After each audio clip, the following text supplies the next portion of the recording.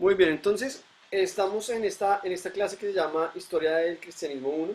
Estamos estudiando los distintos momentos como tal que hicieron parte de digamos, la clase pasada. Estudiamos de alguna manera, el contexto que se dio alrededor de lo que iba a suceder en el momento del nacimiento de Cristo, cómo era Israel, qué era lo que estaba pasando en la región de Palestina, en el lugar en el cual estaban establecidos la mayoría de los judíos. Estudiamos un poco lo que había pasado hicimos un resumen desde Abraham, contamos qué había pasado con Israel, cómo habían terminado siendo solamente la tribu de Judá, digamos que cerramos con comentar un poco el cómo se había llegado, digamos, a generar todo el mundo que recibía el momento del nacimiento de Jesús, ¿cierto?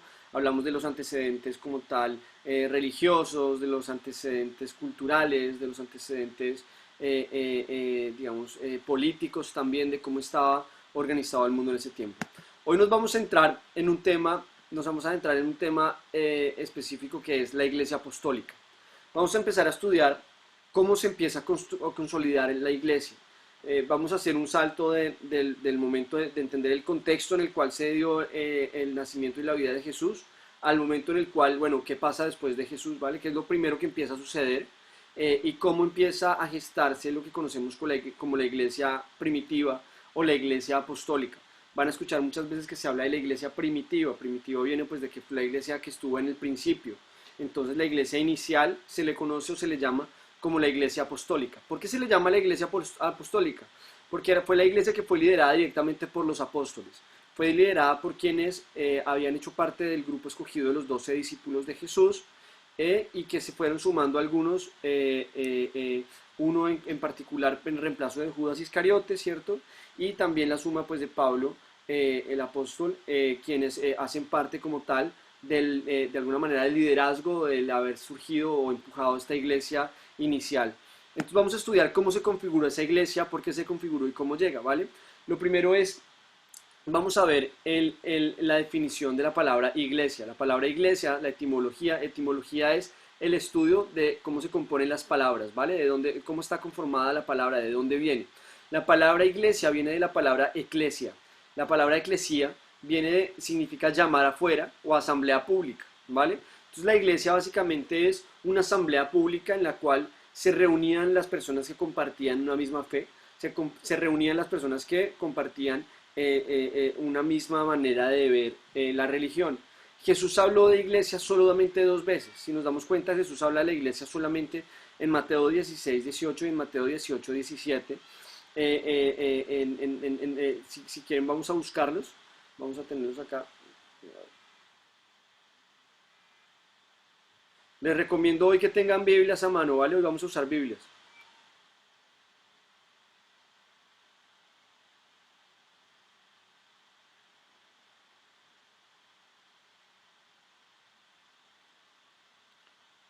Mateo 16, 18. Dice: Yo te digo que tú eres Pedro, y sobre esta piedra edificaré mi iglesia, y las puertas del reino de la muerte no prevalecerán contra ella. Más adelante también tenemos en Mateo 18, 17 entonces lo siguiente: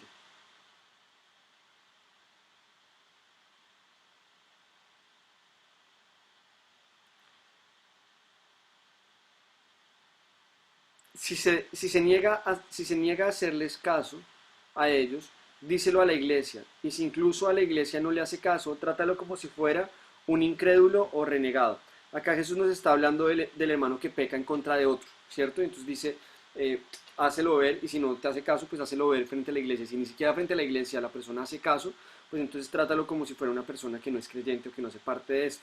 Entonces Jesús empieza en estos dos momentos a hablarnos de un movimiento que se va a configurar, de una entidad que se va a empezar a formar, la cual él empieza a llamar iglesia, y que es lo que genera la reunión como tal, o vamos a entender más adelante, como la reunión de los discípulos de Jesús, ¿vale?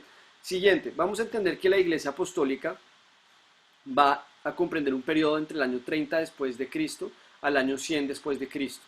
Empieza con el momento de la ascensión de Cristo y termina con la muerte de Juan el discípulo, ¿vale?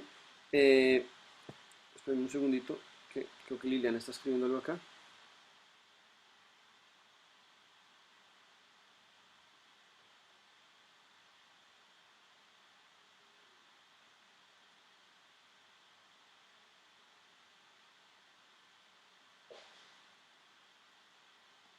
Listo. La iglesia, entonces va a iniciar la iglesia apostólica, lo que conocemos como la iglesia apostólica va a empezar con la ascensión de Cristo, el momento en que Cristo deja de estar, en ese momento empieza la iglesia, y este periodo que llamamos iglesia apostólica va a terminar en el año 100 después de Cristo, con la muerte de Juan, el discípulo de Jesús. No Juan el Bautista, perdón, creo no sé si Juan el Bautista en ese momento, con Juan el discípulo de Jesús, con la muerte de Juan el discípulo amado, en el momento en que muere Juan, el apóstol, se entiende que se termina como tal la iglesia apostólica. ¿Por qué? Porque fue el último apóstol, ¿vale? En morir. Entonces a partir de ahí empieza, o de quien tenemos certeza con respecto al momento en que muere. Entonces a partir de este momento va a empezar, vamos a ver después en la próxima clase qué sucede con la iglesia. Pero lo que vamos a estudiar hoy es este periodo de tiempo, ¿vale? 30 después de Cristo al 100 después de Cristo. Y lo diremos en 3 periodos identificables que los podemos identificar claramente en Hechos de los Apóstoles. 3 periodos de este tiempo, 3 momentos específicos durante estos 70 años. Ese periodo lo vamos a conocer como el primer periodo, lo primero que vamos a estudiar va a ser la iglesia de Jerusalén, ¿vale?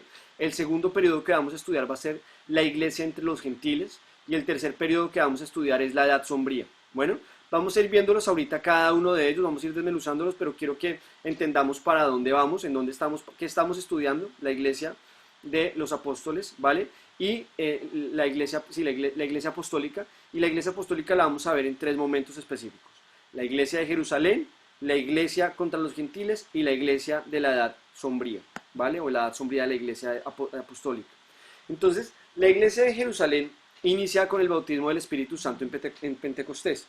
La iglesia apostólica inicia en el momento en que los discípulos están reunidos. Creo que esto ya lo tenemos que haber visto todos cuando hicimos el trabajo de Hechos. Vamos a darnos cuenta que ahí en el principio de Hechos vemos que hay un momento en el cual el Espíritu Santo desciende, y es el momento en el cual ellos empiezan a hablar en lenguas, ¿cierto? Y ese es el momento que se conoce como el bautismo del Espíritu Santo, que sucede en Pentecostés. Pentecostés casualmente sucede, o es un tiempo dentro del cual de la tradición judía se celebraba entre mayo y junio, coincidencialmente este tiempo en el cual estamos viviendo en este momento nosotros, ¿vale? Entonces en tiempo de Pentecostés sucede esto, por eso se llama también la iglesia, dentro de la iglesia hay un movimiento que es el movimiento pentecostal. El movimiento pentecostal hace referencia precisamente a volver a esto, ¿vale? A volver a este momento en el cual sea el bautismo del Espíritu Santo. Tenemos también que la iglesia de Jerusalén estaba conformada por los judíos de las 3 clases. Entonces había 3 clases de judíos que conformaban esta iglesia, ¿vale? Los judíos se dividían entre los judíos de Palestina, los judíos de la dispersión, y los gentiles o prosélitos. Entonces, los judíos de Palestina, acuérdense que estudiamos la clase pasada que el pueblo de Israel fue invadido por Babilonia. Después de Babilonia entonces vinieron los persas, después de los persas entonces vinieron los griegos, después de los griegos se liberaron y después llegaron los romanos. Entonces, con la invasión del imperio babilonio y con la deportación hacia Babilonia del pueblo de Israel, hay unas personas que se quedan en Israel, que Babilonia, que Nabucodonosor dejan en Israel, y que se quedan viviendo en esta zona. Son los que se conocen como los judíos que vivían en la región de Palestina. También vamos a ver con Nehemías que algunos judíos empiezan a salir como tal de estas zonas y empiezan a volver a Israel. Y esos eran los judíos que vivían en Palestina. Había unos judíos que se conocían como los judíos, o se les llamaba los judíos de la dispersión. Los judíos de la dispersión fueron los judíos que como causa de estas invasiones se fueron dispersando por todo el territorio del mundo, ¿cierto? Algunos se movieron hacia África, otros se fueron hacia Medio Oriente, otros se movieron hacia las zonas de Europa, se fueron moviendo por distintas zonas, y eso es lo que conocemos como los judíos de la dispersión. Se dispersaron por todas partes, estos judíos que no se habían quedado o no habían podido permanecer en Palestina, sino que habían conservado su fe como judíos, su religión, su vida, su identidad, más que su fe y su religión, su identidad como judíos la habían mantenido, aun cuando estaban viviendo muy lejos de Israel. Y los gentiles o prosélitos eran personas que no eran judías, pero se habían hecho judías, que se estaban haciendo judías, que tomaban la decisión de decir: nosotros queremos hacernos judíos. y tenían que cumplir una serie de requisitos y de tradiciones para poder hacer parte del pueblo judío, ¿vale? Entonces vamos a entender que la iglesia de Jerusalén estaba conformada básicamente por estos tres tipos de judíos, pero principalmente estaban conformada por los judíos de Palestina. Su fe, algo importante acá es entender que para los primeros discípulos que conformaron esta iglesia de Jerusalén, que es esta iglesia que se da, que la primera que se empieza a formar, eh, para estos judíos, para estos primeros judíos cristianos, ¿vale? Porque acuérdense que los cristianos eran judíos que creían en Cristo, que creían en el Mesías. Entonces, los cristianos inicialmente. De hecho, a los cristianos no se les va a llamar cristianos, sino hasta mucho tiempo más adelante en una situación en la cual está Pablo, Pablo el apóstol, y se les empieza a llamar de esta manera. A estos judíos se les llamaba, a los judíos se les llamaba de dos maneras, se les llamaba los judíos que pertenecían al camino, el movimiento del camino, lo llamaban el movimiento del camino, o también se les llamaba la secta de los nazarenos, ¿vale? Esa era la manera en que se referían a los judíos cristianos, a los judíos que creían en Jesucristo y que compartían esta fe. Ellos su propósito, el propósito de la iglesia de Jerusalén, no consistía en hacer una negación del judaísmo, sino en una convicción de lo que era el Mesías. Es decir, ellos no dejaban de ser judíos, no era que ellos dijeran queremos dejar de ser judíos, ellos seguían siendo judíos, querían seguir siendo judíos, solo que eran judíos que creían que el tiempo del Mesías se había cumplido, que ya había venido el Mesías y que vivían con base en esto. Entonces es importante que entendamos que en este momento no se había dado un rompimiento como vemos ahora entre cristianos y judíos, sino que más bien se veía a los cristianos como una secta que pertenecía al grupo, al movimiento judío o al pueblo judío. Se entendía por qué, porque estos judíos no estaban rompiendo con su identidad como judíos, mantenían su identidad como judíos, pero a su identidad como judíos entendían que el Mesías ya había venido y por lo tanto creían que Jesucristo era en quien se había cumplido esto, ¿vale? Si voy muy rápido, tienen preguntas, no duden en parar y decir, por favor, pregunta, ¿vale? Y me dicen. ¿Qué vamos a ver dentro del contexto de esta iglesia de Jerusalén? Vamos a encontrar que vivieron dos tipos de persecución, ¿vale? Aquí Camila me hacía una pregunta el otro día muy importante que no se la contesté, con respecto al tema de la persecución de los primeros cristianos y de los cristianos, y es, vamos a darnos cuenta que hubo distintos momentos de la persecución, ¿vale? Hubo distintas persecuciones. Hay una primera persecución que se da inicia en el año 70 después de Cristo, y que es propiciada por el Sanedrín. Ya estudiamos la clase pasada que era el Sanedrín, entendimos que era un consejo que era conformado por 71 miembros que pertenecían a los distintos grupos del judaísmo, ¿cierto? Y que eran quienes tomaban las decisiones como tal con respecto al judaísmo. Entonces el Sanedrín empieza a decir, hombre, a estos tíos hay que perseguirlos y hay que acabarlos. Entonces, bajo esta persecución del Sanedrín, es bajo la persecución que cae Esteban. Acuérdense que Esteban es el primer mártir de los apóstoles, ¿cierto? De la fe, digamos, y el movimiento cristiano. El primer mártir es Esteban, es el primero en morir por causa de su fe, y es muerto o es asesinado por el patrocinio o por la fuerza que empuja como tal el Sanedrín. Esa muerte es propiciada como tal por el Sanedrín. Y esto empieza a provocar esta persecución. ¿Por qué empiezan a perseguirlos? Empiezan a perseguirlos porque previamente a la venida de Cristo había habido más personas que se habían hecho llamar Mesías. Había habido más personas que habían intentado mover o levantar un movimiento mesiánico argumentando que ellos eran el Mesías. Y el caso de estos personajes siempre había acabado con que a estos hombres que se levantaban diciendo que eran el Mesías los mataban, y como consecuencia de la muerte de estos personajes todos sus seguidores se dispersaban y se acababa como tal ese movimiento. Pero acá empiezan a darse cuenta los miembros del Sanedrín que con la muerte de Cristo lo único que ha pasado es que empiezan a crecer aún más los seguidores de Jesús. Y empiezan a preocuparse y dicen, a estos no podemos dejarlos tan sueltos, necesitamos empezar a presionarlos, y empiezan a perseguirlos. Y en ese proceso de perseguirlos es que cae Esteban. Equivocadamente, dentro del movimiento de la iglesia de Jerusalén, empieza a despertarse una posición de división frente a los judíos. Ellos empiezan a decir, vamos a rechazarlos, y empieza a generarse una competencia o una rivalidad entre lo que se conoce como la iglesia de Jerusalén y los demás judíos. y empieza a generarse un rechazo de lo judío dentro del movimiento de los seguidores de Cristo. Empiezan a decir, nosotros somos judíos, pero no, y seguimos al Mesías, pero ya no hacemos parte de ellos, porque ellos nos están rechazando y nos están echando fuera de lo que ellos están viviendo. Y empiezan a generar un choque muchísimo más fuerte en este momento. Hay una segunda persecución que se empieza a dar frente a la iglesia de Jerusalén, que es una persecución de tipo política. Es una persecución dirigida por las autoridades seculares y auspiciada por el Imperio Romano, en la cual vamos a ver a Herodes Agripa I, que es quien da el inicio con el ánimo de simpatizar con los judíos. Entonces Herodes Agripa, que era el gobernante en esta región de Palestina, ya en la clase pasada hablamos de la dinastía de donde venían los reyes, digamos, que eran conocidos como Herodes, ¿cierto? Esperen un momento que está la gente entrando. Es que tenemos que empezar a poner ya una hora de entrada porque si no nos toca parar la clase.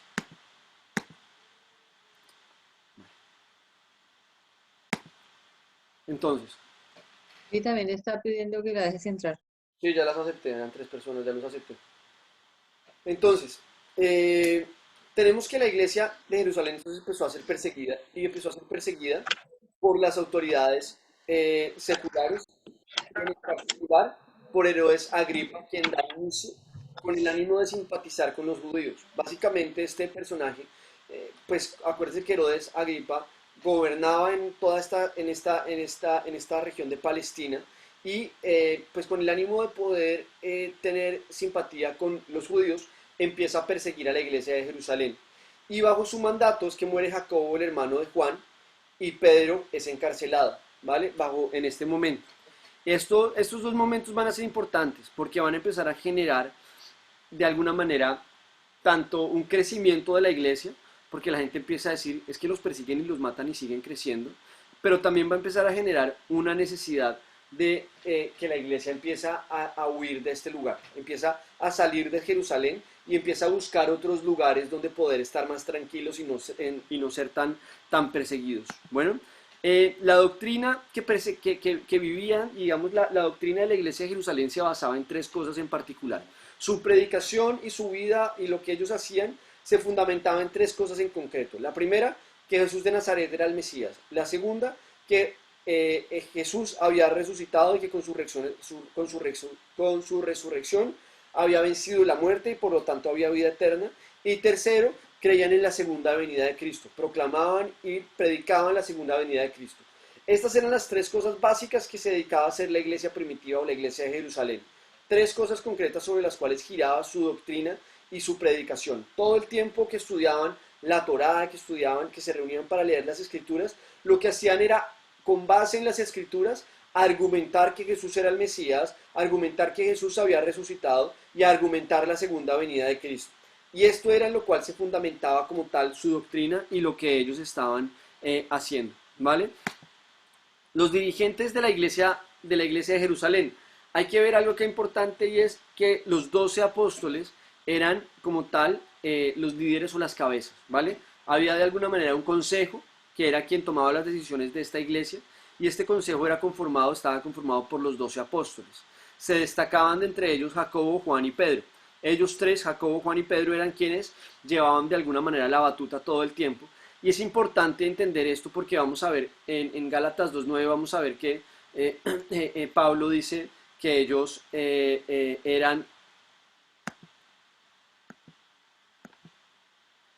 ellos eran los que ellos eran los que ellos eran columnas. Aquí Pablo reconoce que ellos eran columnas como tal de la iglesia y reconoce el apoyo que ellos le estuvieron dando al ministerio de Pablo.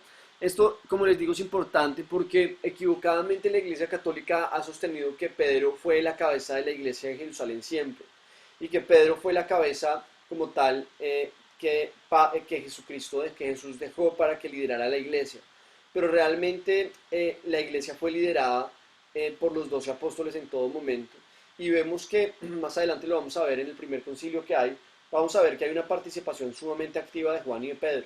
Vamos a ver que no solamente es una participación directa de Pedro, lo que pasa es que Pedro tenía una posición bastante particular porque tenía un talento, digamos, de liderazgo muy profundo, tenía un liderazgo muy fuerte y muy arraigado. pero no vemos ni encontramos en Hechos de los Apóstoles que Pedro, que haya una porción o una parte en la cual se diga que Pedro fuera el líder y que fuera la cabeza y que lo que Pedro decía era lo que se hacía y que Pedro fuera la persona que tenía la verdad revelada, sino que todo lo contrario, todos los apóstoles se reunían constantemente para llegar a acuerdos frente a lo cual iban a vivir e iba a pasar, ¿vale? Vamos a ver entonces el ocaso de la iglesia de Jerusalén. ¿Qué pasa con la iglesia de Jerusalén? Porque la iglesia de Jerusalén vamos a ver que empieza a perder tanto protagonismo dentro de la historia del cristianismo. Vamos a ver que a raíz de la persecución de Herodes Agripa I, la base de operaciones comienza a trasladarse a un lugar que se llamaba Antioquía de Siria, donde la mayoría de los miembros de esa iglesia eran gentiles, ¿vale? Entonces vamos a ver que a raíz de esta persecución, por allá en el año 70, espérenme, en el año 70, en el año 70 después de Cristo empieza a darse esta persecución y en medio de esta persecución los miembros digamos que las decisiones y todo el trabajo, digamos, de la operación empieza de a poco a trasladarse y vamos a ver que hay una iglesia que va a ser muy importante, que es esta iglesia que es la iglesia de Antioquía de Siria. Otro elemento importante que va a generar que de alguna manera se descentralice como tal la operación de la iglesia en Jerusalén es la conversión de Saulo de Tarso. La conversión de Saulo va a generar que pues Saulo empieza a predicar y la iglesia empieza a crecer en muchísimas otras regiones y eso empieza a hacer que de hecho la iglesia de Antioquía, en el momento en que empieza a trasladarse la operación hacia Antioquía, la iglesia de Antioquía era mucho más grande que la iglesia de Jerusalén. Pues empieza a haber lugares que son estratégicamente mucho más importantes y que empieza a perder de alguna manera fuerza como tal esto. Entonces, la persecución de Herodes empieza a marcar un mover de los pueblos hacia otras regiones, de los miembros de la iglesia hacia otras regiones. Segundo, la conversión de Saulo de Tarso va a generar también que otras iglesias empiecen a tener más protagonismo, se empiezan a fundar más iglesias empiezan a hacerse más fuertes. Y en el año 62 después de Cristo, por iniciativa del sumo sacerdote, se da la muerte de Jacobo. Y esta muerte de Jacobo va a ser fundamental en esto, porque va a generar que, ahí sí dicen, ya estamos perdiendo a nuestros dirigentes. Acuérdense que les dije que las cabezas como tal de la iglesia de Jerusalén habían sido Pedro, o habían sido los 12 apóstoles, pero dentro de los 12 apóstoles se destacaban Pedro, Juan y Jacobo.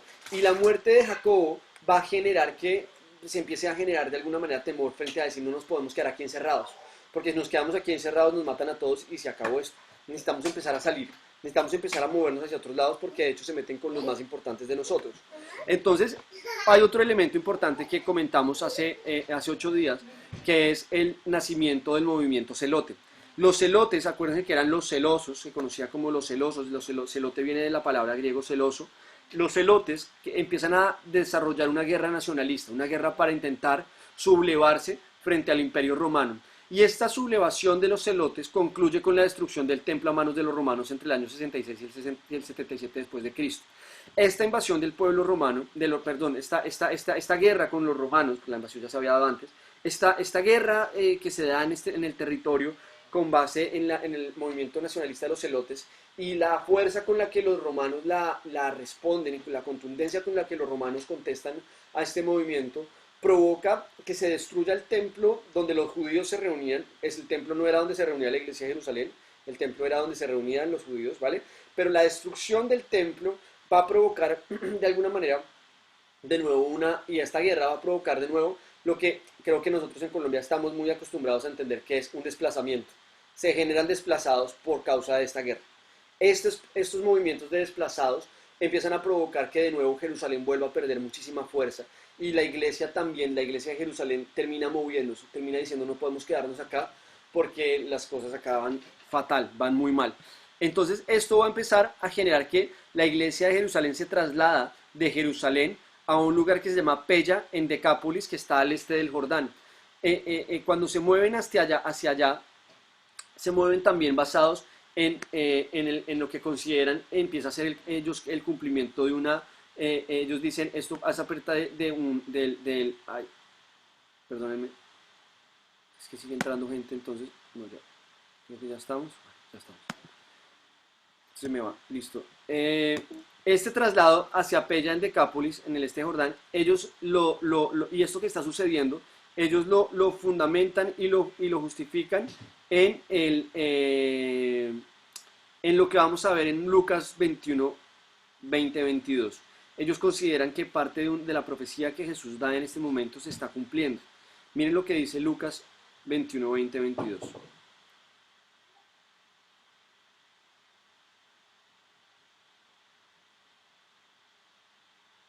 Dice, ahora bien, cuando vean a Jerusalén rodeada de ejércitos, sepan que su desolación ya está cerca.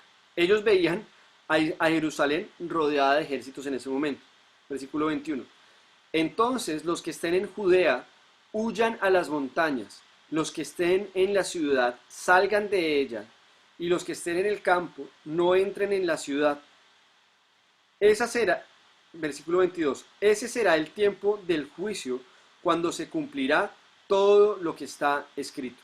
Entonces para ellos ese momento era un momento tremendo, porque decían, Jerusalén está rodeada por ejércitos. ¿Qué es lo que nos dijo el Mesías? ¿Qué fue lo que nos dijo el maestro que teníamos que hacer? Huir, que teníamos que salir de acá, que teníamos que dispersarnos, que teníamos que ir a las montañas, que teníamos que buscar refugio en el campo y que los que están en el campo no tienen que volver a entrar acá.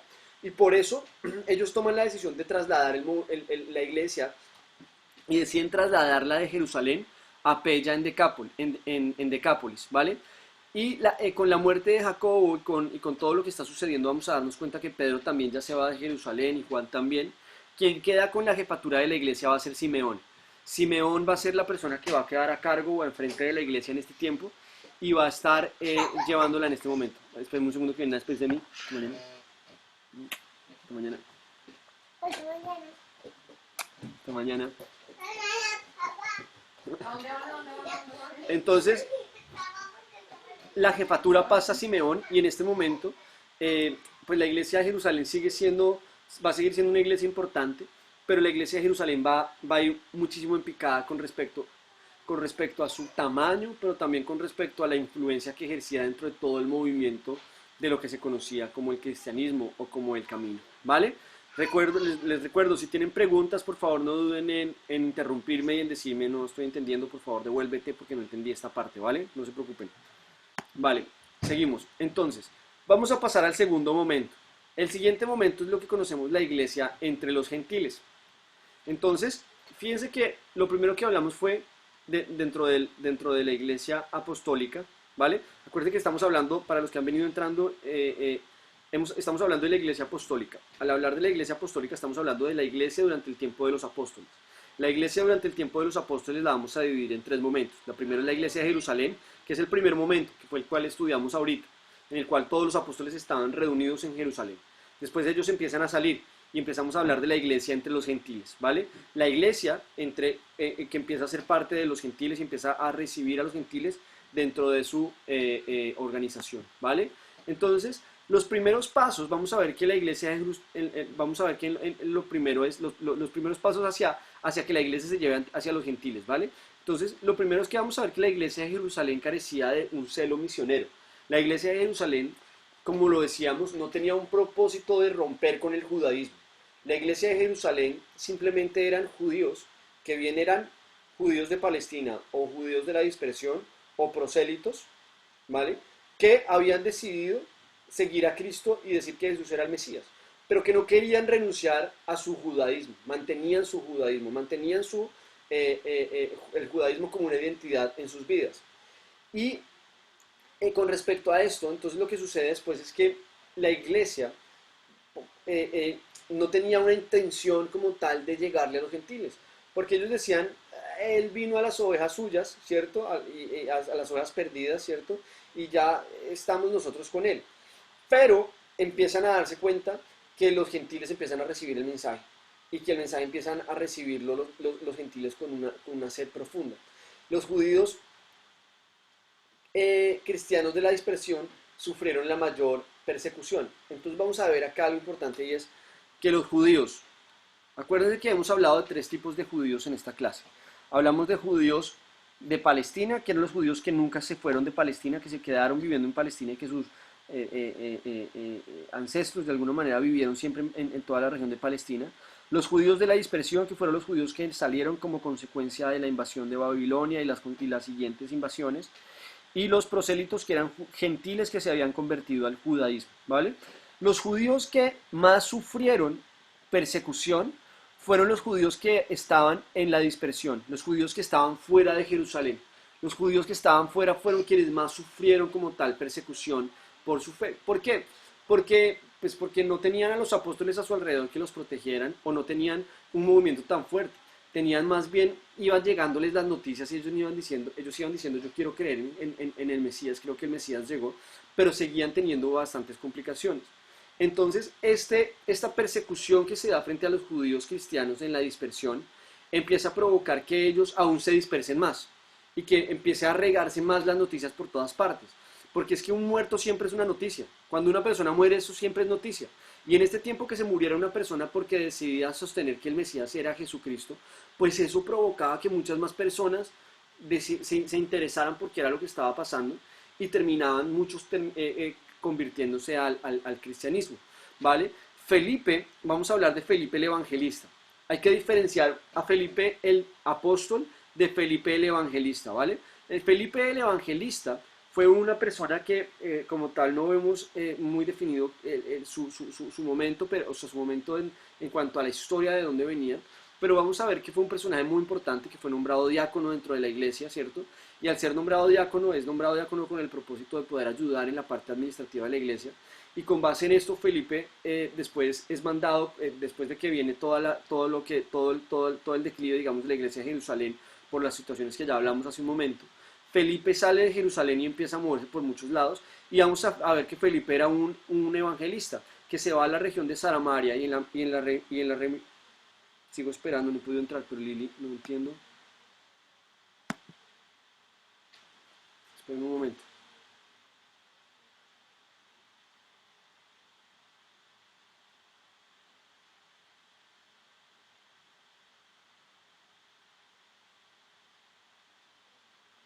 Lili, si estás, porfa, confírmame por acá. Es que me sale uno que se llama Redmi. No sé si Redmi es Lili. Creo que es Maribel, Pablo. No, porque Maribel está acá, aquí sale Maribel. Lili, yo creo que está teniendo algún problema con el micrófono, con el sonido.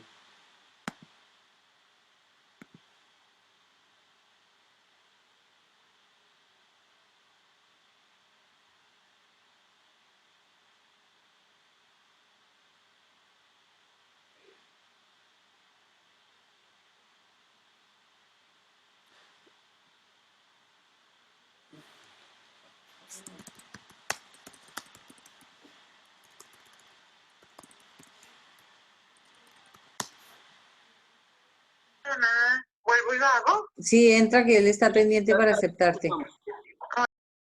Ya te escuchamos, Lili. Hola, hola, hola. Ya escuchamos.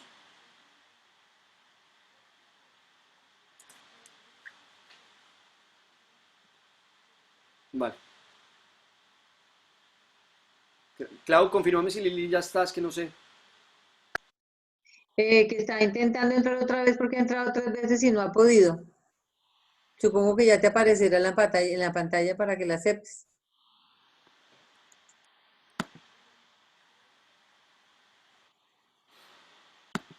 ¿Hay alguno nuevo o no? No, es que no tengo a nadie que me esté pidiendo entrar. Ahí está.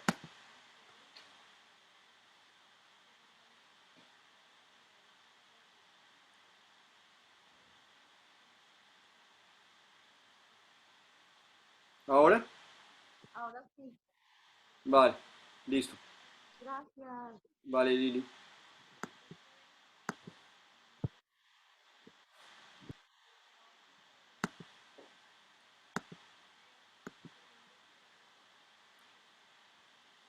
Entonces, estamos hablando de la iglesia entre los gentiles, estamos hablando de Felipe.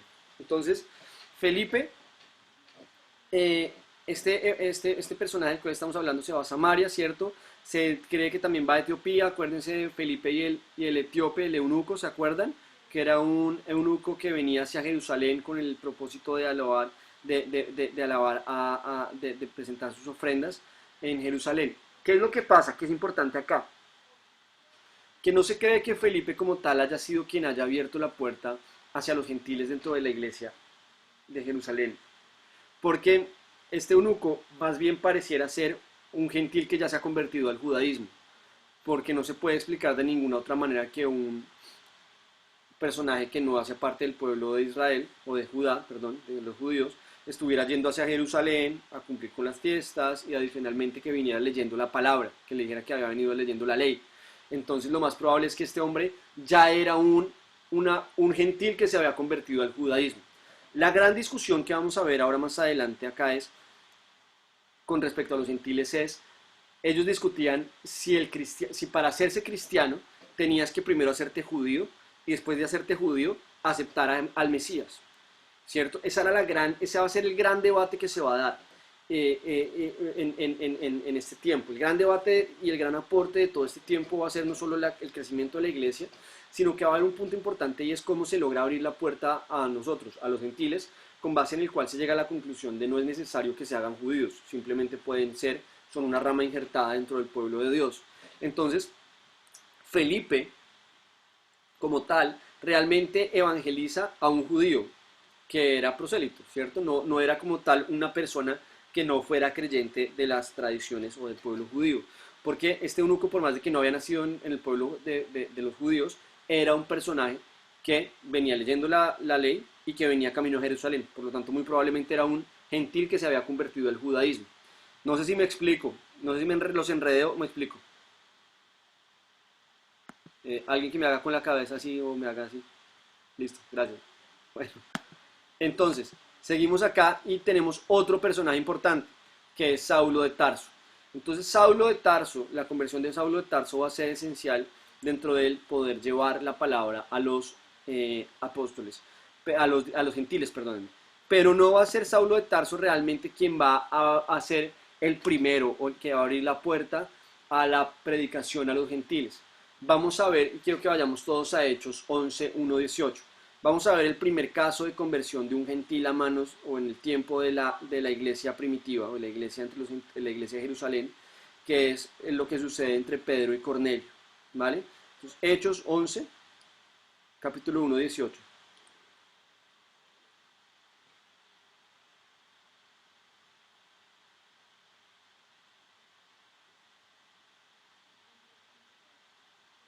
Hechos capítulo 11, versículo 1 a 18. Es una porción un poco larga, entonces les recomiendo que lo busquen. Voy a leerlo, dice: los apóstoles y los hermanos de toda Judea se enteraron de que también los gentiles habían recibido la palabra de Dios. ¿Sí ven lo que les estaba contando hace un momento? Los apóstoles y todos los hermanos de Judea, que hacen parte de la iglesia de Jerusalén, se enteraron que también los gentiles habían recibido la palabra, que los gentiles estaban recibiéndola y la querían escuchar. Así que cuando Pedro subió a Jerusalén, los defensores de la circuncisión lo criticaron diciendo. Entonces, había algunos que criticaban y decían, tienen que circuncidarse. Circuncidarse era decirles, tienen que hacerse judíos si quieren creer en el Mesías. Entonces, estos personajes que lo criticaron diciendo, entraste en casa de hombres incircuncisos y comiste con ellos. Entonces Pedro comenzó a explicarles paso a paso lo que había sucedido. Yo estaba orando en la ciudad de Jope y tuve una visión. Vi que del cielo descendía algo parecido a una gran sábana. Vi que del cielo descendía algo parecido a una gran sábana, que suspendida por las 4 puntas, bajaba hasta donde yo estaba.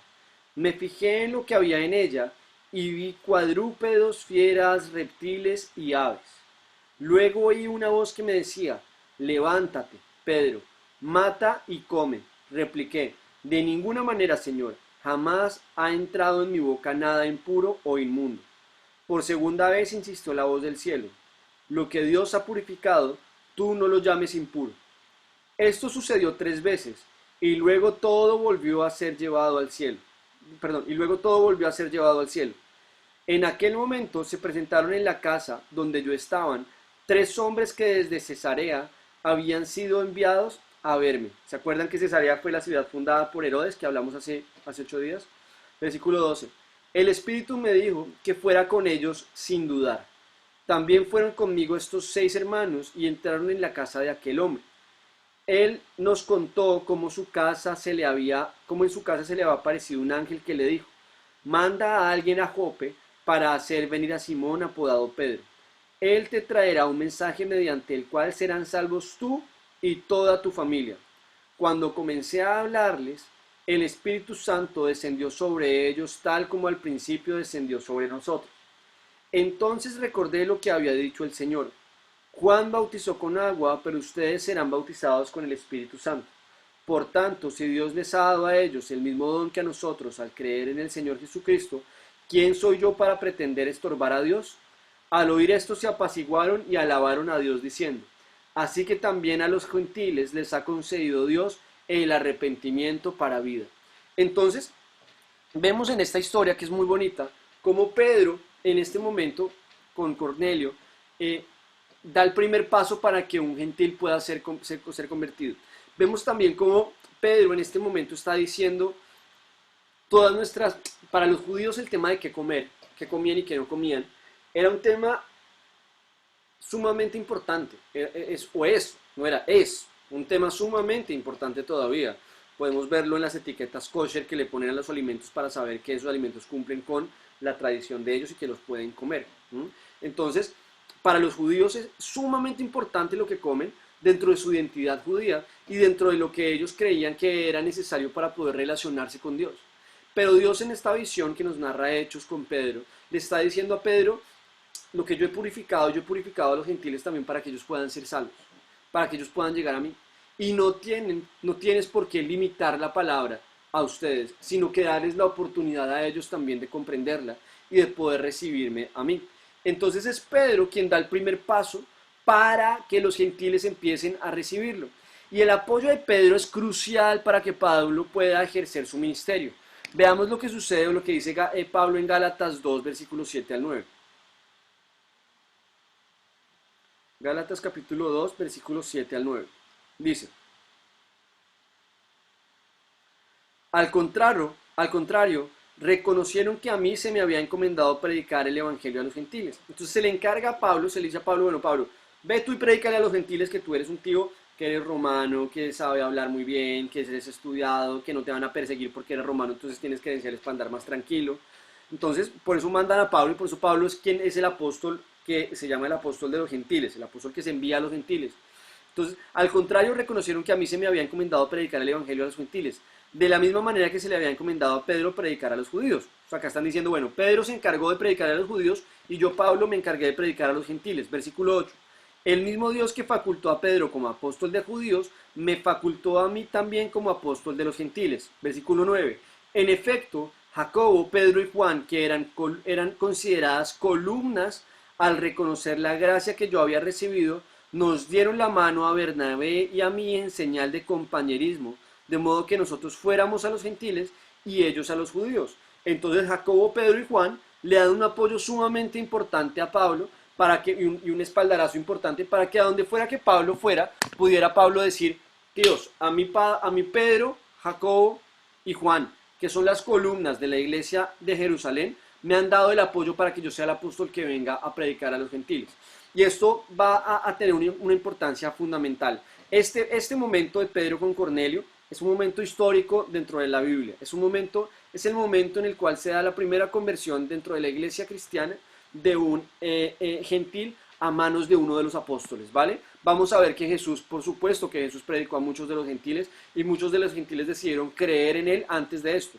Pero en el marco de la historia de la iglesia, este momento es fundamental porque es el momento en que Pedro entiende, o la iglesia empieza a entender la necesidad de ir a los gentiles de alguna manera, ¿vale? Sin embargo, vamos a ver ahorita más adelante que esto es un momento que Pedro considera un momento especial. Vamos a ver que Pedro lo considera un momento específico para un pueblo, para una familia o para unas personas específicas, pero Pedro no se dedica o no hace a partir de ese momento un llamado general a predicar a los gentiles, sino que Pedro sigue insistiendo en ir en conservar su tradición judía, y más que él decir vamos a predicar a los cristianos, lo que él dice es, a los gentiles, perdón, lo que él dice es, mantengamos nuestra tradición judía, y si los gentiles se quieren sumar y quieren seguir al Mesías, que lo hagan, pero nosotros seguiremos manteniendo nuestra tradición judía en lo que nosotros estamos haciendo.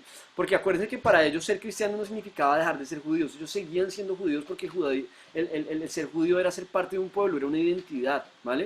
Era como si decir que hacerme cristiano significa que dejo de ser colombiano. Yo soy cristiano y nunca dejé de ser colombiano desde que me hice cristiano. Seguí siendo colombiano todo el tiempo. Para los judíos seguía siendo su identidad, aun cuando ellos decidían hacerse seguidores del Mesías, ¿vale?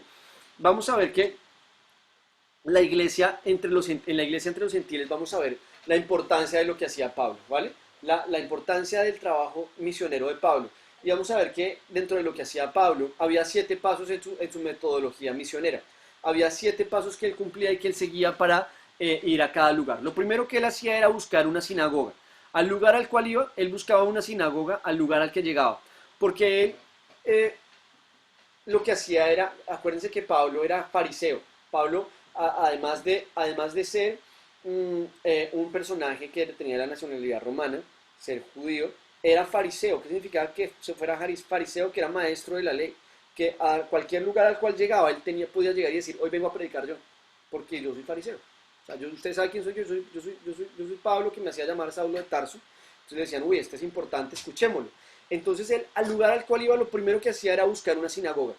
Y en esa sinagoga, predicar el mensaje de cómo en el Mesías se habían cumplido las profecías. Eso era lo primero que Pablo hacía. Lo siguiente que él hacía era empezar a confirmar confirmar las iglesias establecidas.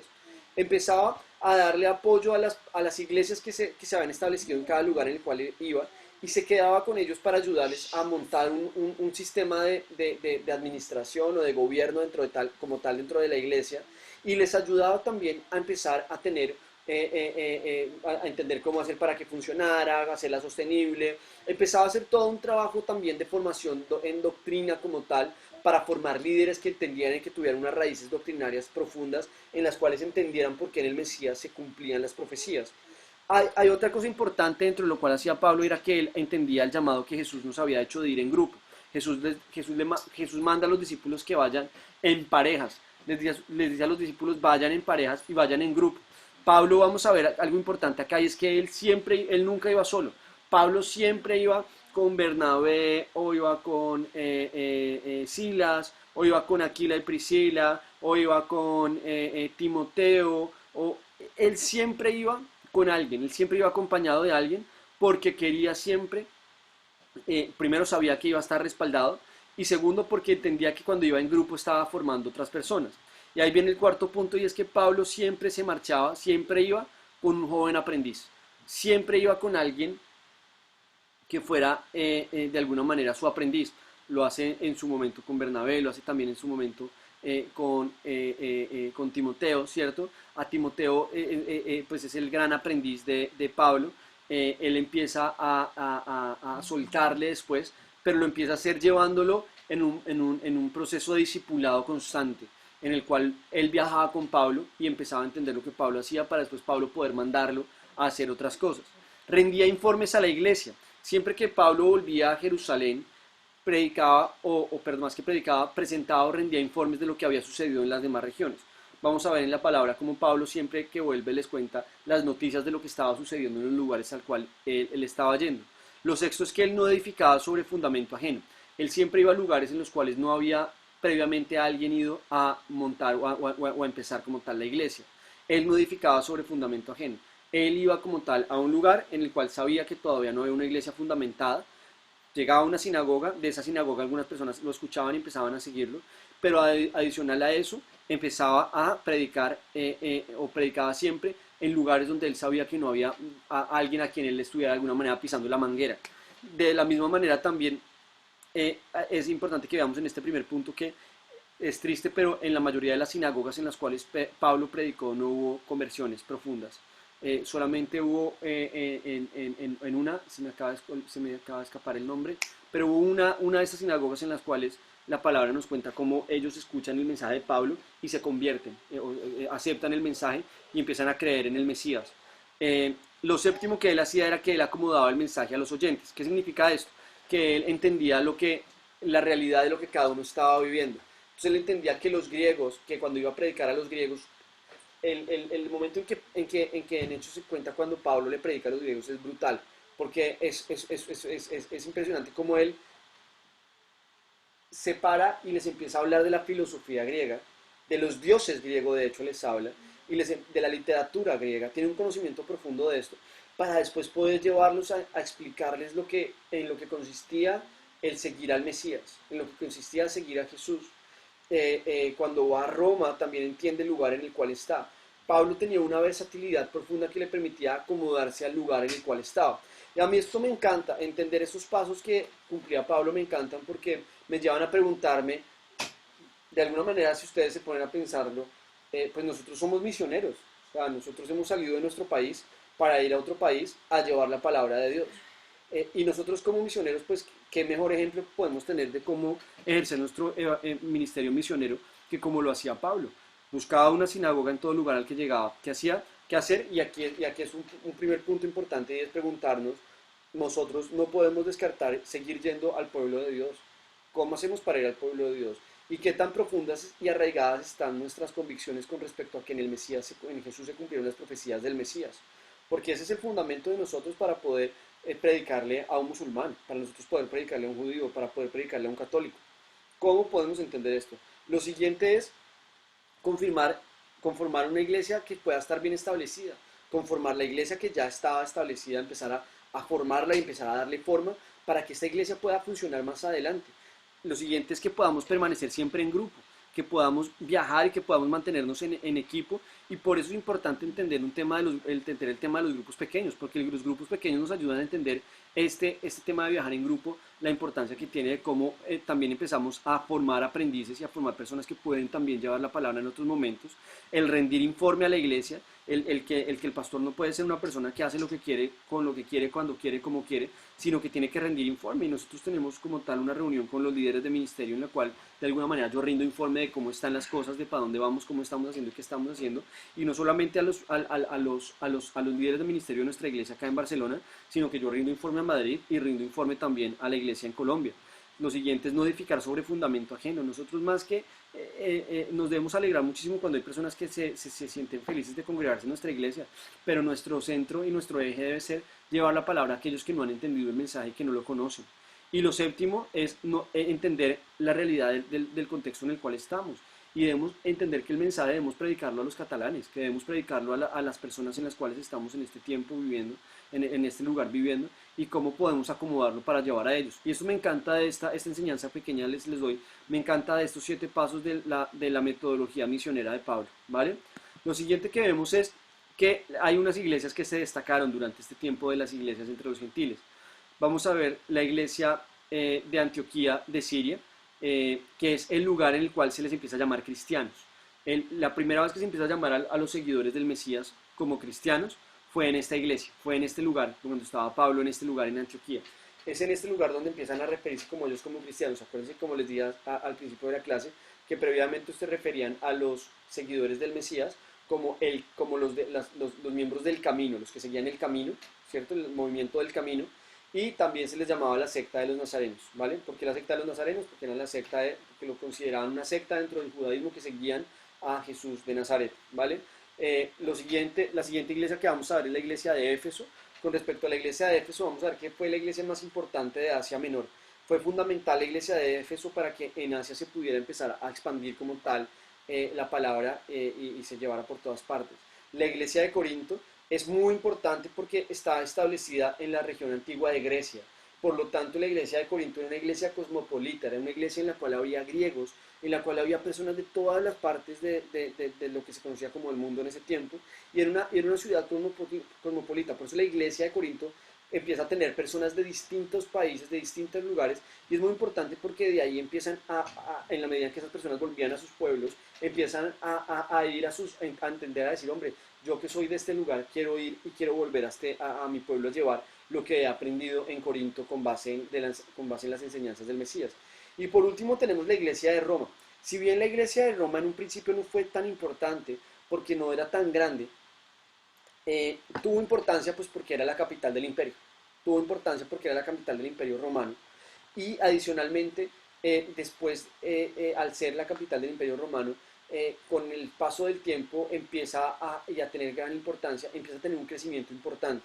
Pero al principio esta iglesia, la iglesia de Roma, no era tan importante. La iglesia, de alguna manera, por decirlo así, en este tiempo o entre los gentiles, la iglesia más importante fue la iglesia de Antioquía, porque era el centro, era de alguna manera el lugar en el cual se empezó a expandir todo gigante, de una manera grandísima, y del cual empezaron a lanzarse el centro de operaciones. De Antioquía se lanzaba la misión hacia Éfeso, hacia Corinto, hacia Roma, hacia los distintos lugares. Era desde Antioquía que se empezaba a producir este movimiento.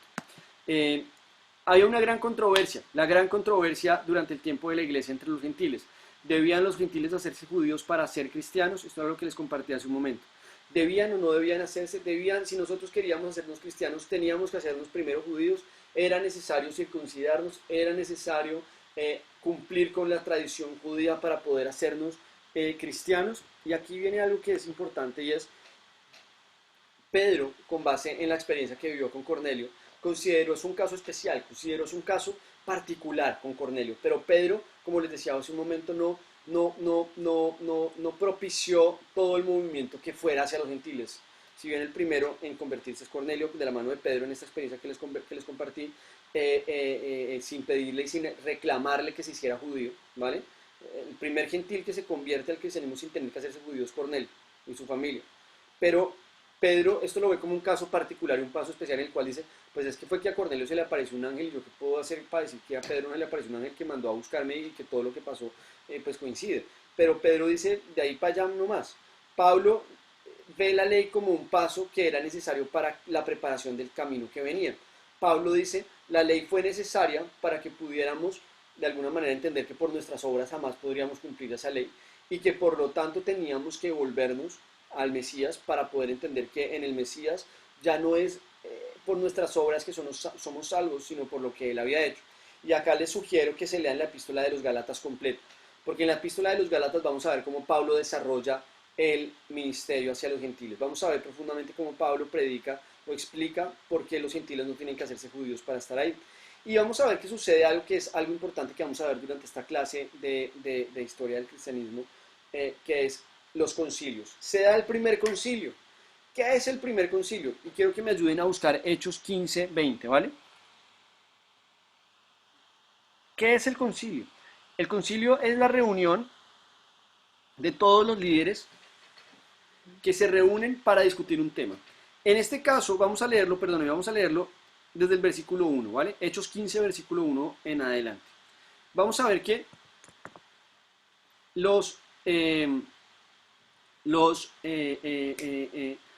¿qué empieza a pasar? Los cristianos que estaban, los cristianos gentiles que estaban dispersados por muchas regiones, empiezan a ser perseguidos por los cristianos judíos, ¿vale? Los cristianos judíos empiezan a decir, más que perseguidos, empiezan a ser juzgados por los cristianos judíos, y los cristianos judíos empiezan a decirles, es que ustedes no cumplen con la tradición judía y por lo tanto entonces no pueden hacer parte de esto, porque ustedes no están de acuerdo con nosotros y ustedes tienen que circuncidarse para poder hacer parte de esto. Entonces, eso llega a oídos de la iglesia de Jerusalén. La iglesia de Jerusalén dice, hombre, hay que reunirnos todos, convoca que se reúnan todos, y en esa convocatoria que hacen para que se reúnan todos, les dicen, hombre, necesitamos ponernos de acuerdo en este tema. Y ese primer concilio que se cita en Jerusalén, se cita con el ánimo de responder esta pregunta. ¿Deben los gentiles hacerse judíos para ser cristianos? Y acá vamos a ver esta respuesta de este concilio, ¿vale? Hechos capítulo 15, versículo 1, dice, algunos que habían llegado de Judea a Antioquía se pusieron a enseñar a los hermanos, a menos que ustedes se circunciden conforme a las tradiciones de Moisés, no pueden ser salvos. Lo que les estoy diciendo. Entonces, algunos que venían de Judea y habían ido a la iglesia de Antioquía, estaban diciéndole a la gente de Antioquía, a menos que ustedes se circunciden conforme a la tradición de Jesús, no pueden ser salvos, no van a ser salvos. Versículo 2. Esto provocó un altercado y un serio debate de Pablo y Bernabé con ellos. Provocó un debate entre Pablo y Bernabé. Pablo y Bernabé estaban en Antioquía y Pablo y Bernabé discuten con estas personas que habían venido a Antioquía a pelear esto. Entonces se decidió que Pablo y Bernabé y algunos creyentes subieran a Jerusalén. Pablo y Bernabé dicen, vamos a Jerusalén a hablar y a ver qué hacer, para tratar este asunto con los apóstoles y los ancianos. Entonces, Pablo y Bernabé con otro grupo se van a Jerusalén para realizar esta reunión y decir, ¿Qué hacemos con esto que está pasando? Versículo 3. Enviados por la iglesia, al pasar por Fenicia y Samaria, contaron cómo se habían convertido los gentiles. Estas noticias llenaron de alegría a todos los creyentes. Cuando pasaron por Fenicia, pasaron por Samaria, les contaron a todos los que había sucedido, cómo se estaban convirtiendo al cristianismo los gentiles. Al llegar a Jerusalén, fueron muy bien recibidos tanto por la iglesia como por los apóstoles y los ancianos, a quienes informaron de todo lo que había hecho, a quienes informaron de todo lo que Dios había hecho por medio de ellos. ¿Se acuerdan que les conté que Pablo siempre rendía informe? Pues acá está Pablo rindiendo informe. Lo primero que hace es llegar a contar informe de todo lo que Dios había hecho en ellos. Versículo 5. Entonces intervinieron algunos creyentes que pertenecían a la secta de los fariseos y afirmaron, es decir, había cristianos que seguían siendo fariseos, ¿vale? Judíos que, como les decía, no dejaban de ser fariseos porque eso era como renunciar a su nacionalidad, y estos afirmaron, es necesario circuncidar a los gentiles y exigirles que obedezcan la ley de Moisés. Es necesario que se circunciden y que les exijamos que obedezcan la ley de Moisés. Los apóstoles y los ancianos se reunieron para examinar este asunto. Se reunieron y dijeron, bueno, ¿qué hacemos? Versículo 7. Después de una larga discusión, Pedro tomó la palabra. Ojo que dice Pedro tomó la palabra, no Pedro tomó la decisión.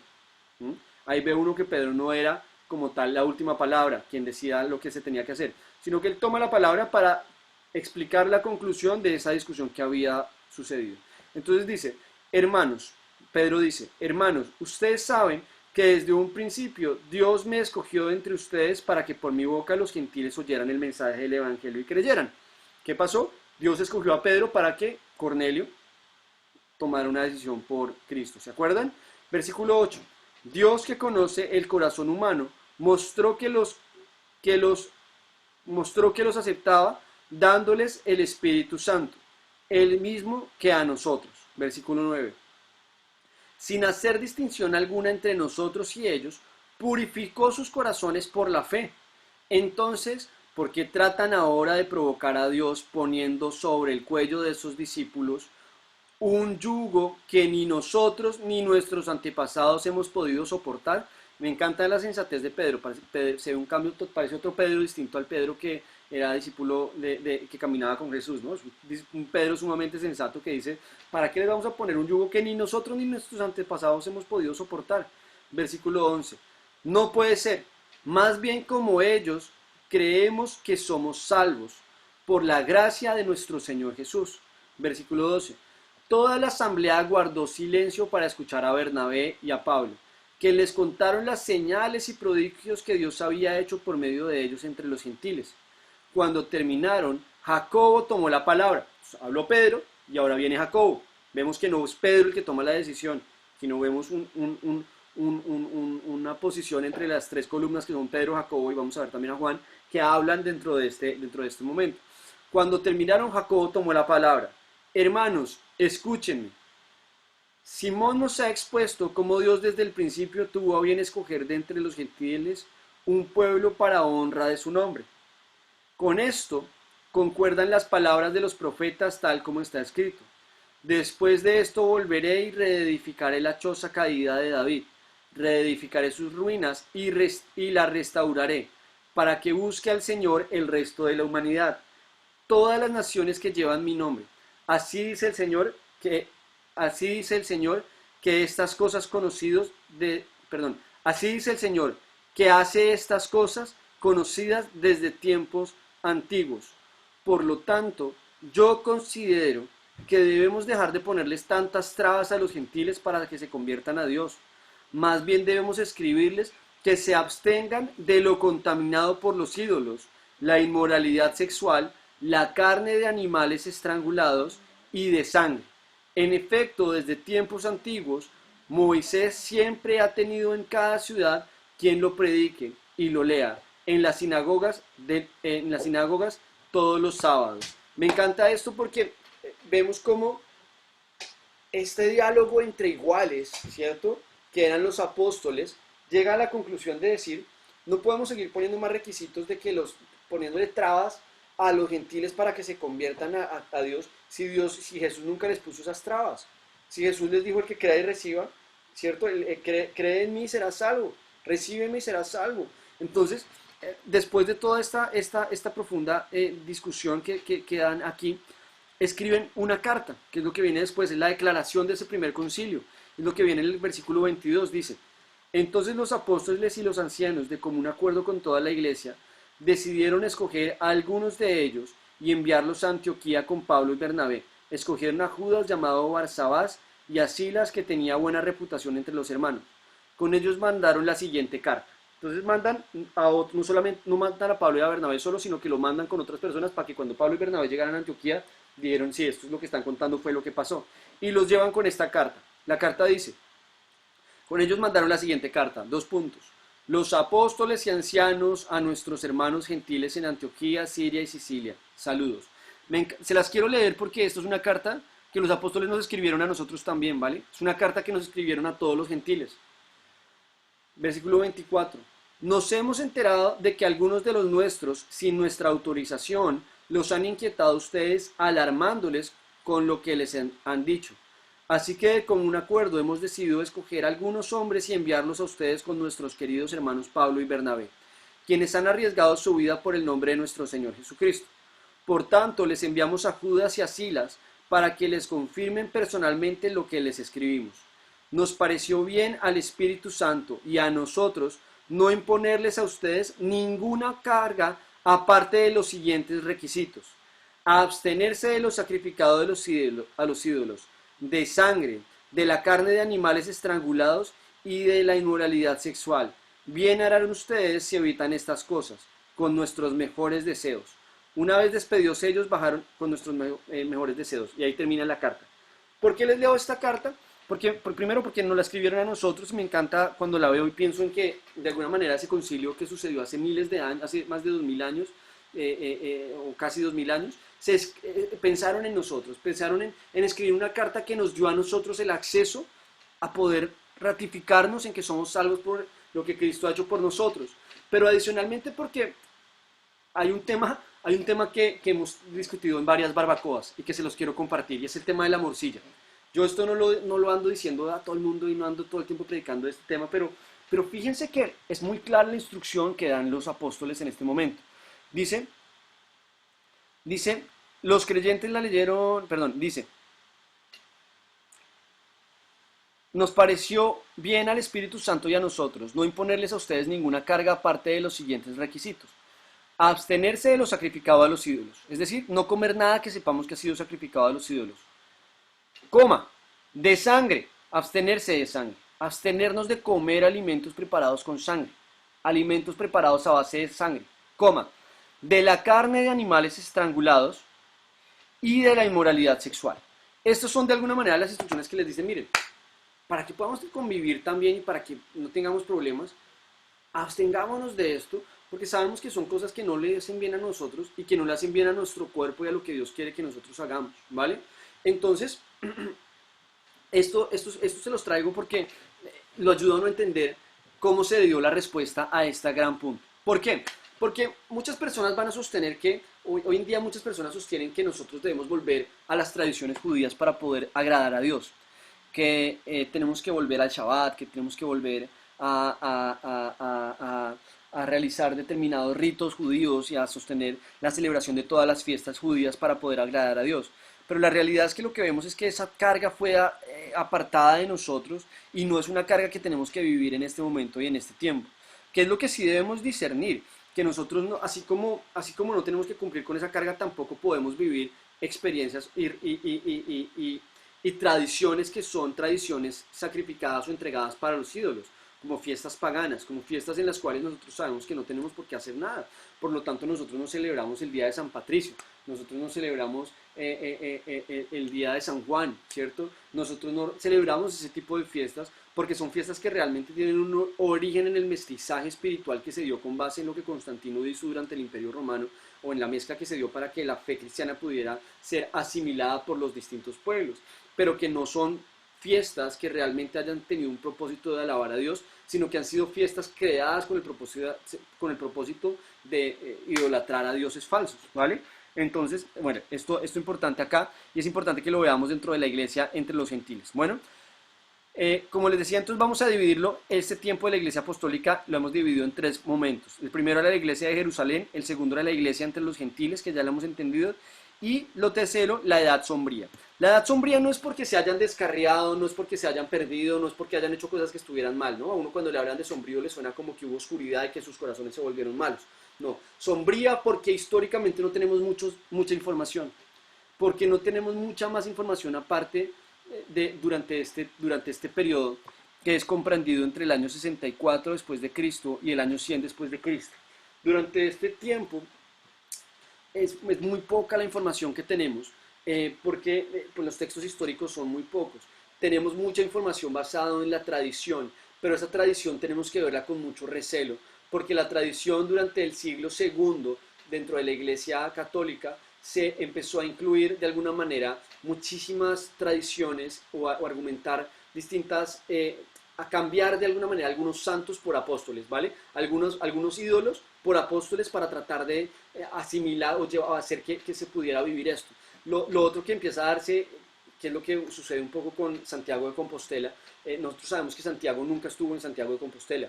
O sea, más que saberlo, no hay realmente un dato histórico que nos permita sostener que Santiago estuvo en Santiago de Compostela.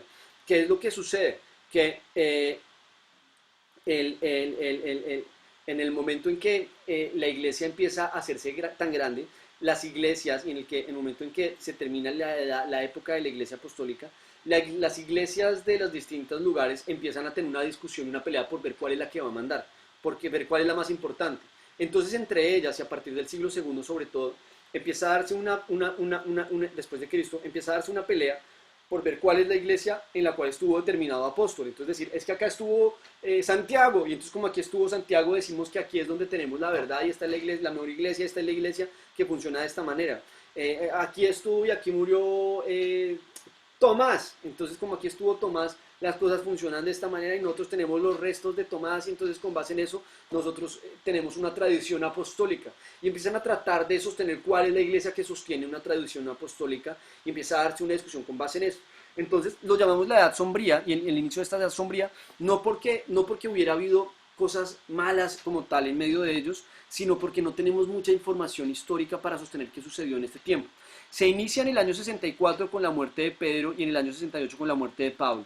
Los dos mueren en Roma, primero muere Pedro, después muere Pablo, y se da en estos momentos pues a manos del Imperio Romano, ¿vale? Es a partir de este momento y hasta el año 100 que se da la muerte de Juan, el discípulo amado de Jesús, Juan el apóstol, en la isla de Patmos. ¿Por qué marcamos este tiempo? Porque los apóstoles todavía vivían. Acuérdense que estamos hablando de la historia de la iglesia apostólica, es decir, hasta cuándo estuvieron los apóstoles. ¿Cuál es el último apóstol del cual tenemos certeza histórica de cuándo murió? De Juan, el apóstol. Entonces, la muerte de Juan en el año 100 nos va a marcar el cierre de lo que consideramos como la iglesia apostólica. Y vamos a tener que esta edad sombría la conocemos, se comprende entre el año 64 y el 68 hasta el año 100 con la muerte de Juan, ¿vale? A la fecha no conocemos qué fue de la vida de Timoteo, de Apolos y de Tito, los discípulos o los que caminaban con Pablo. No sabemos de ellos ni de los demás colaboradores de Pablo. No tenemos documentos históricos que nos permitan saber qué sucedió con ellos después. Tenemos un montón de tradiciones, pero esas tradiciones no tienen realmente sustento que nos permitan decir históricamente con certeza qué sucedió con ellos o qué pasó después con ellos, ¿vale? No se cuenta con información 100% comprobada históricamente que se hable de esta época y lo que estamos basados es en tradiciones.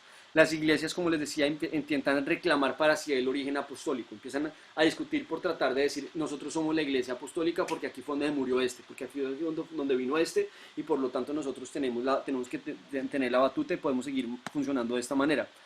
Pablo, luego de su cautiverio, que es narrado en Hechos, se cree que viajó a España y voy a empezar a contarles, para cerrar esta sesión, voy a empezar a contarles de alguna manera, qué sabemos del final de cada uno de los apóstoles, ¿vale?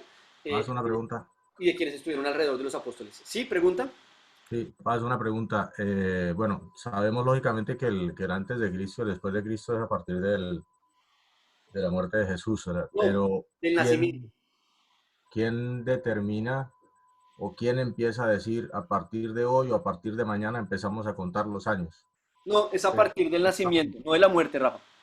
No, no, sí, pero me refiero, ¿quién determina? O sea, ¿lo hace el Sanedrín, lo hace? No, realmente se empieza se empieza, no, porque acuerda que el Sanedrín es un movimiento judío, ¿no? El Sanedrín no hace parte del movimiento cristiano, ¿no? Sí, ¿Vale? El Sanedrín es netamente judío. En este caso sería el concilio, pero tampoco es el concilio. Empieza a llevarse es más por documentos históricos, porque históricamente se tiene certeza de cuándo mueren y en qué momento empiezan a pasar. En este tiempo hay que entender que los apóstoles no decían, estamos en el año 30 después de Cristo. Para ellos no hubo un momento de rompimiento en la era, sino que es más dentro de la historia, dentro del estudio de la historia, que se logra romper la historia en estos dos momentos para facilidad de su comprensión, ¿vale? Pero pues no es, se podría decir que ellos no tenían como conteo o control de tiempo, como calendario como nosotros, por ejemplo, que decimos sí, 2001, 2002, 2003.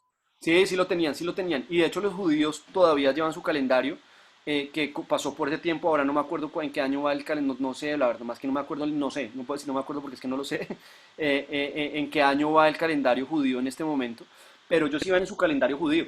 O sea, ellos iban en su calendario judío y Roma iba en su calendario romano, ¿vale? Es más de repente también dentro de la historia de Roma en el momento en el que deciden partir la historia en dos y decir, vamos a marcar el antes de Cristo y después de Cristo.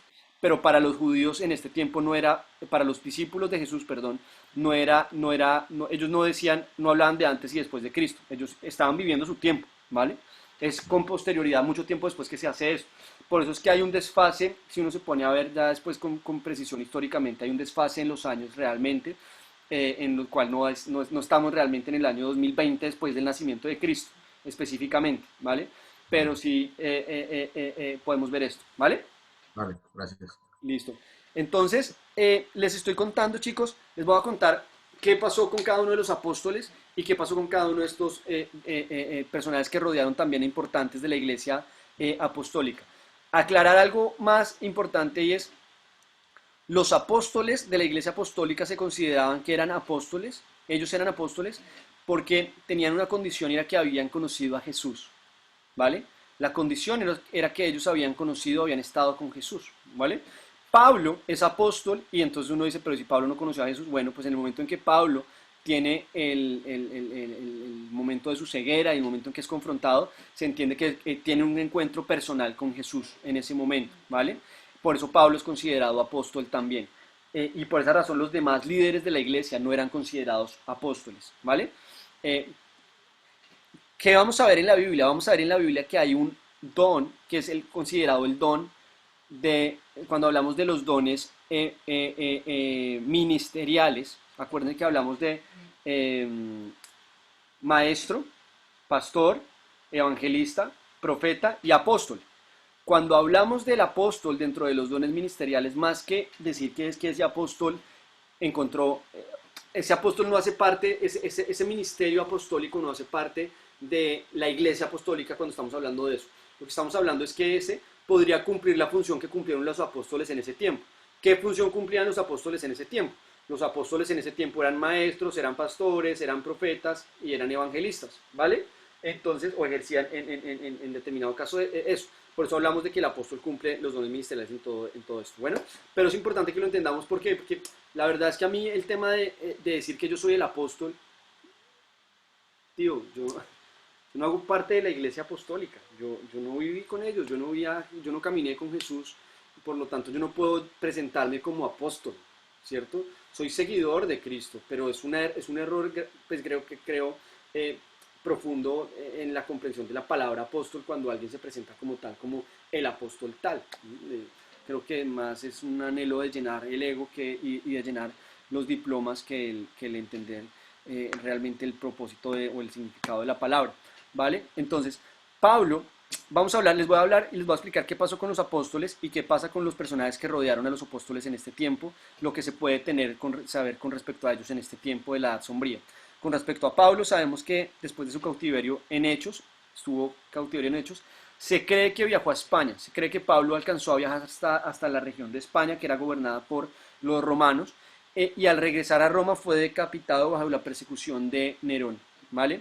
Con respecto a Pedro, sabemos que muere crucificado de cabeza en Roma, sabemos que Pedro muere y de alguna manera lo hace honrando lo que, se cumple lo que, y honra lo que Jesús había dicho de que con su muerte honraría al Señor, y decide morir como el Señor, pero no en la misma posición, sino de cabeza, para que se considera que no es digno morir de la misma manera que murió Jesús. Con respecto a Andrés, vemos que estuvo presente en la ascensión de Jesús, pero después de eso desaparece del relato bíblico y del relato histórico. No tenemos más información de Andrés realmente a partir de ese momento. Con respecto a Jacobo, la palabra Jacobo, esto me gustó mucho, la palabra Jacobo es un... Jacobo se le conoce también como Santiago. La palabra Santiago es una conjunción de la palabra Jacobo que se decía Lacobus, pero se decía Santus Lacobus, es decir, San Lacobu, ¿vale? Se le llamaba Santus Lacobus. Al decir Santus Lacobus, nosotros esta conjunción de Santus Lacobus la llevamos a Santiago en castellano, ¿vale? Se sabe que Jacobo, pues esto sí lo tenemos sustento, murió degollado por Herodes Agripa I.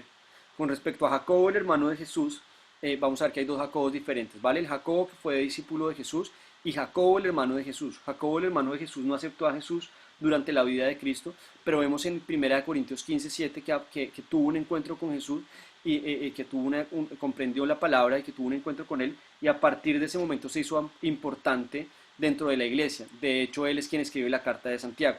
Es decir, la carta de Santiago no la escribe Jacobo, el discípulo de Jesús, sino Jacobo, el hermano de Jesús, ¿vale?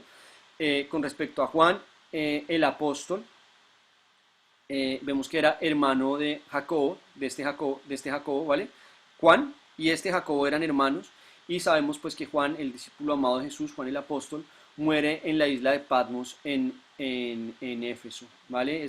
Muere de causas naturales y es el único que tenemos certeza 100% de que no murió martirizado, sino que murió por causas naturales, ¿vale? En el año 100 después de Cristo. Con respecto a Felipe el apóstol, hay una tradición que dice que murió por muerte natural, pero no tenemos más información que esto.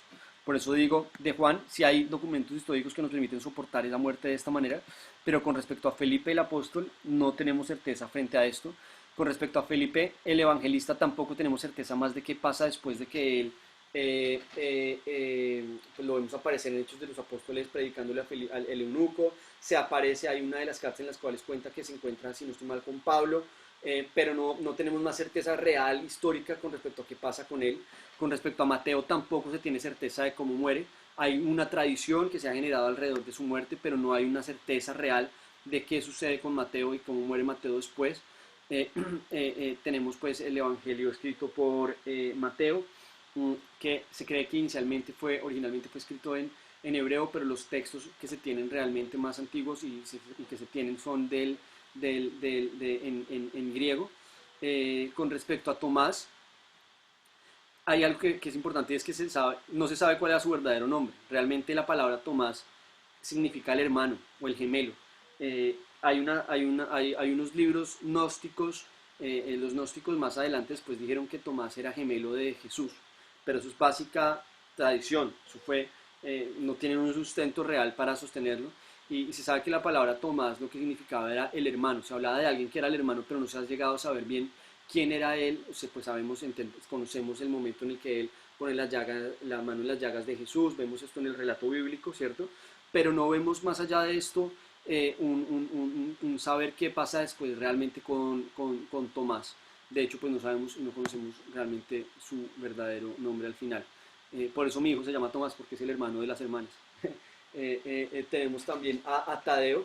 Tadeo la tradición dice que murió como mártir en Mesopotamia o en Siria, pero tampoco se tiene mayor conocimiento de lo que sucede con Mateo.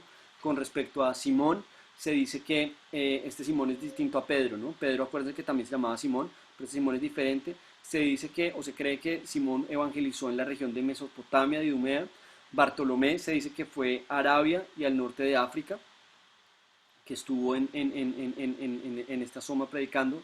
Con respecto a Bernabé, que fue pues que caminó con Pablo durante un buen tiempo, tampoco se tiene certeza de qué sucede con él después.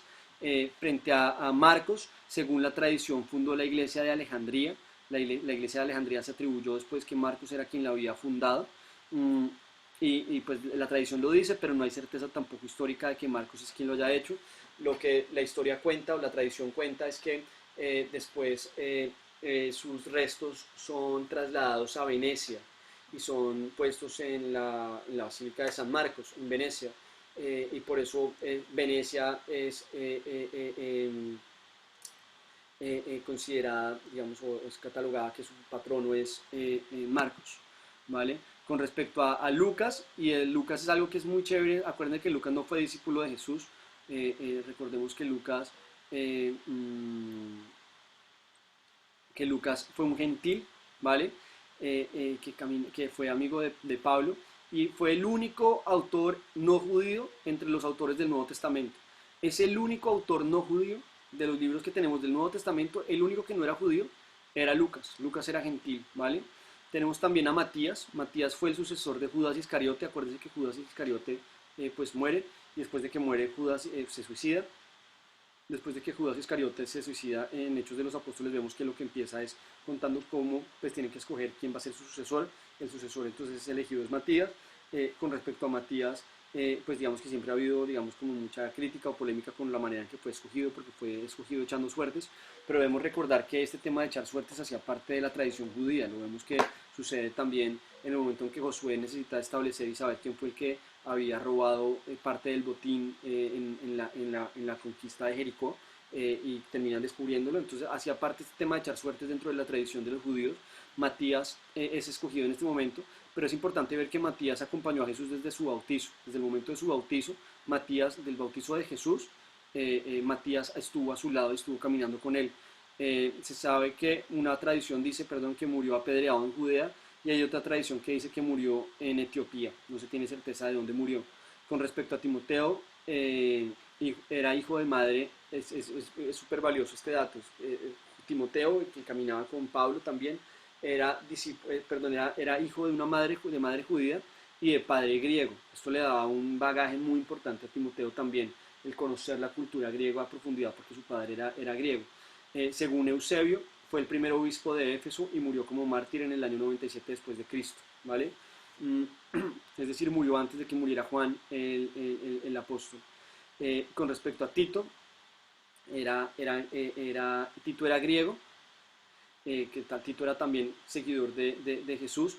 Ojo, Tito era griego, pero Tito no escribió la carta de Tito, ¿no? La carta de Tito la escribió Pablo a Tito, ¿vale? Porque me van a decir, pero no que solamente había sido Lucas el que había escrito. No, pues Tito no es quien escribe la carta de Tito. La carta de Tito la escribe Pablo a Tito, ¿vale?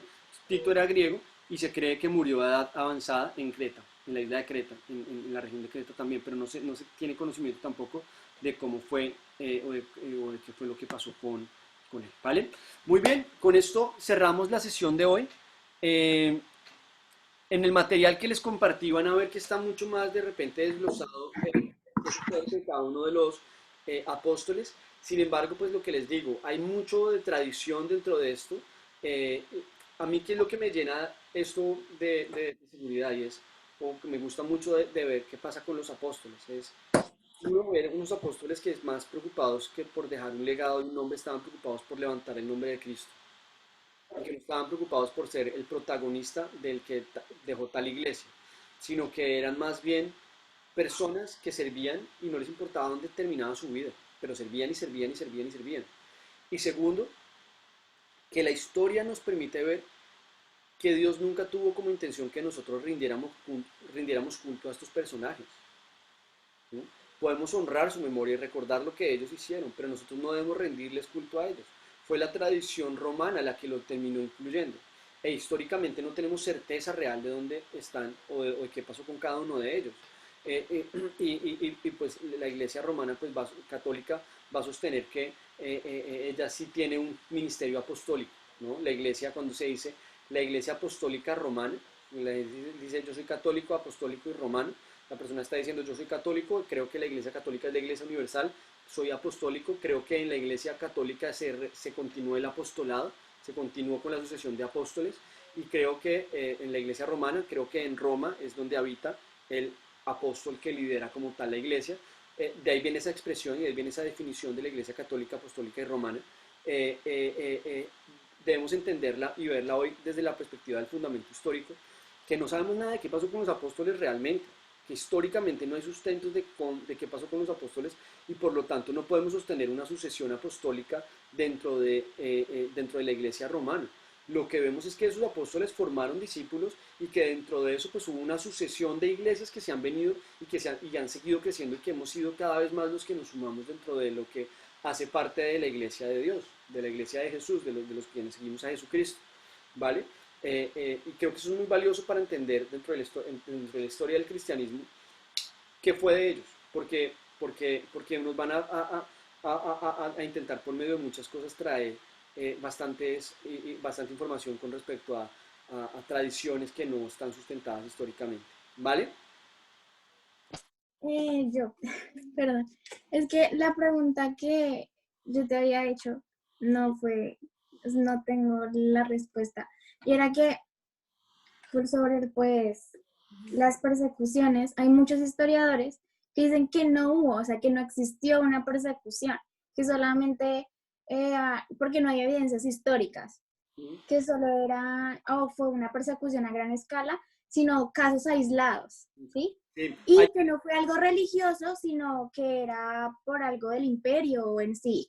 Como... Sí. Hay que aclarar varios momentos, ¿vale? Entonces vamos a ver una primera, porque vamos en este momento en el año 100 después de Cristo, ¿vale? Hoy estamos cerrando en el año, hace 8 días empezamos en el año 400 antes de Cristo, y hoy estamos terminando en el año 100 después de Cristo. Entonces, vamos a parar ahí. Entonces, en este año 100 después de Cristo, hasta el año 100 después de Cristo, la persecución que se había dado por 2 vías, ¿vale? Históricamente. Primero, por la vía de los judíos persiguiendo a los judíos cristianos, ¿vale? Y la siguiente, la de los gobernadores de la región de Palestina persiguiendo en determinados momentos a algunos judíos cristianos por el afán de empatizar con los judíos que estaban en su región, ¿vale? ¿Qué es lo que es históricamente y tal vez a lo que tú haces mención y que es importante? Después, dentro del Imperio Romano pues vienen muchos años, ¿no? Van a pasar muchos años más dentro del Imperio Romano, y en esa tradición, o en esa historia, más que tradición, en esa historia del Imperio Romano, vamos a ver que hubo distintos momentos en los cuales se nos ha hecho creer que la iglesia fue sumamente perseguida, por el Imperio Romano, y la realidad es que, y también se ha sostenido que muchos cristianos murieron en el circo romano, por ejemplo. La realidad es que no fueron muchos los cristianos que murieron en el circo romano, no fueron tantos. Hubo casos de cristianos que murieron en el circo romano, pero lo que de alguna manera provocó esas muertes en el circo romano de cristianos, en el circo romano las muertes de cristianos, lo que provocó fue, hombre, esos cristianos que morían en el circo romano eran personas que solamente tenían que renunciar al decir que solamente, porque acuérdense que hablábamos hace un momento de que dentro del Imperio Romano, la historia, el antecedente religioso, vemos que el emperador romano era un dios. Entonces, cuando llevaban a un cristiano al circo romano, los llevaban seguramente por muchas más razones, no solo por esta, pero lo que justificaban era decir este personaje no acepta la autoridad del emperador como su dios, sino que dice que su dios es otro, y por lo tanto va a morir en el circo. Y este personaje solamente tenía que arrepentirse de su fe y renunciar a su fe, y entonces no morir en el circo romano. Y lo que generaba gran impacto era ver que una persona decidiera morir en el circo romano con tal de no renunciar a su fe. Pero es verdad que después del año 100, y vamos a seguir viendo más cosas, después del año 100 se mueven distintas cosas, ¿cierto? Pero del año 100 hasta el momento en que llega Constantino, la iglesia tuvo más o menos periodos de crecimiento, ¿cierto? Pero dentro de los cuales no era una religión oficial, pero tampoco es que fuera la única religión no oficial del Imperio Romano. Había más religiones no oficiales dentro del Imperio Romano, y el cristianismo no sufrió una persecución a gran escala como se le ha tratado de atribuir históricamente durante tanto tiempo, durante este periodo del año 100 a Constantino, ¿vale? Que es en el momento que se convierte en religión oficial. Entonces es un poco esto, Cami. ¿Más o menos? Ah, sí, ya. Vale, gracias. Vale, no. Listo. ¿Alguien tiene alguna pregunta más? ¿Hacemos lo mismo, responder el cuestionario y enviárselo? ¿O cómo? Sí, de acuerdo. ¿Tienen el cuestionario de nuevo? ¿Tienen el cuestionario de nuevo? Segundo. Ahí lo tienen en la página 12 y 13, ¿vale? Este es el 35, el de ese tema. Dime. Es el anterior. Este es el 2 y 3 del anterior. Ah, sí. El nuevo está en el 35. Sí, gracias por la aclaración. 35. Muy bien. Entonces, 35 y 36. solamente aclararles una cosa que cuando vi acá, y es en la pregunta 13, para que no se vayan a liar mucho. En la pregunta 13 del cuestionario se las voy a contestar, ¿vale? A ustedes por estar juiciosos en la clase. En la pregunta, voy a dejar de grabar para que los que no están no lo sepan. No, mentira. En la pregunta 13, de todas las tradiciones acerca de los últimos días de los apóstoles, ¿cuáles son las que tienen mayor fundamento histórico y qué dicen los apóstoles a los que hacen referencia? Entonces, esto es básicamente entender que de quienes tenemos certeza de cómo terminaron fueron Pablo y Pedro. Pablo, Pedro y Juan es de quienes tenemos certeza, ¿vale? De todas las tradiciones de cómo murió, de todas las tradiciones que giran en torno a cómo murieron los apóstoles, de quienes tenemos certeza de cómo murieron fueron Pablo, Pedro y Juan, ¿vale? Ahí tienen la respuesta, porque si no se van a pegar una liada gigante, porque estas preguntas las están formuladas en el contenido, no están formuladas por mí, sino que ya han sido formuladas y cuando la leí me dije, se pueden liar ahí en esto, ¿vale?